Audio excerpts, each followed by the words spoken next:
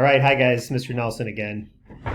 There were some good questions about these standing wave patterns and how to construct the graphs of different harmonics or different standing waves, and I want to do this little warm-up tutorial on it, followed by a little question at the end, just to check your understanding.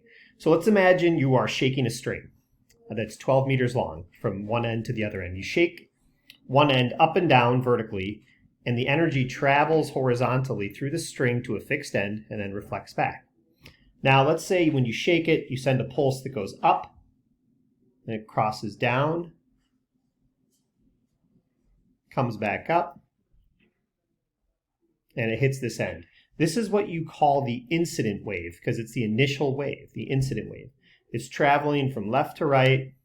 When it hits the fixed end, however, it'll reflect back. I'll try to draw this in a different color. And when it reflects back, it comes down. That's the antinode at maximum amplitude to a node. Back down and here. So you're going to see two nodes in between right here.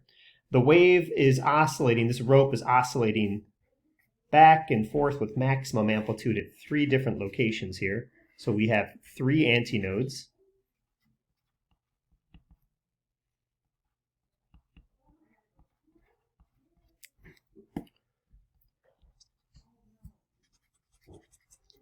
Spelled that wrong. We've got three antinodes, and this is what we call the third harmonic. One complete wavelength is one complete up and down, so this is a full wave. A full wavelength would be two full, these look like little footballs. So that's one wave, that's a half a wave. So this is 1.5 waves long. There are three antinodes with two nodes in between. And this is what you would refer to as the third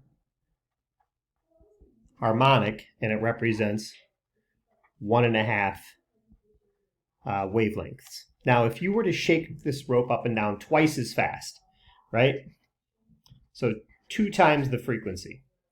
Let's say this was 1 frequency, so twice as fast, it would start to oscillate with smaller wavelengths. So there's one wave. There's a second wave. There's a third wave. And you can see, on these incident waves that are traveling left to right, these clearly look like the waves you've studied. But when it reflects backwards, the incident wave and the reflected wave will be opposite. So the reflected wave in this case will go up, down, up, down.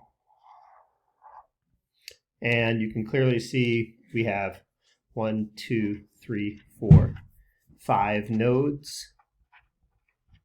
We have 1, 2, 3, 4, 5, 6 antinodes. Therefore, this is the 6th harmonic. And there are 3 wavelengths, because there is one wavelength, lambda. Here is a second wavelength. Every 2 bulges represents a wavelength. So we have 1 wavelength, 2 wavelengths, and this would be a third wavelength. So if this rope were to be 12 meters long, each wavelength in this case would be 4 meters. 4 meters plus 4 meters plus 4 meters is 12 meters. In the first example, each wavelength here would be 8 meters, because this is 1 full wavelength and then another half of a wavelength. It was 1.5 wavelengths. So lambda in the first case is 8 meters, the second case is 4 meters.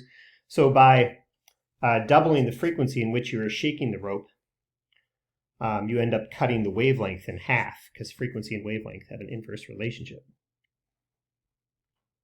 Okay, let's try one on your own. This problem is for you. All right, and let's just make sure you can see this all. Set this up. All right, I'm shaking a rope up and down. The rope is about 25 meters long. As it travels left to right, it hits a fixed end and it reflects back. And when it reflects back, it forms a standing wave pattern.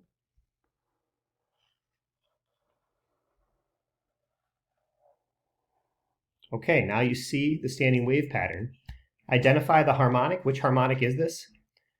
How many wavelengths are there? Or excuse me, how many waves, how many full waves, how many wavelengths there are, and what is the wavelength in units of meters if the string is 25 meters long from end to end?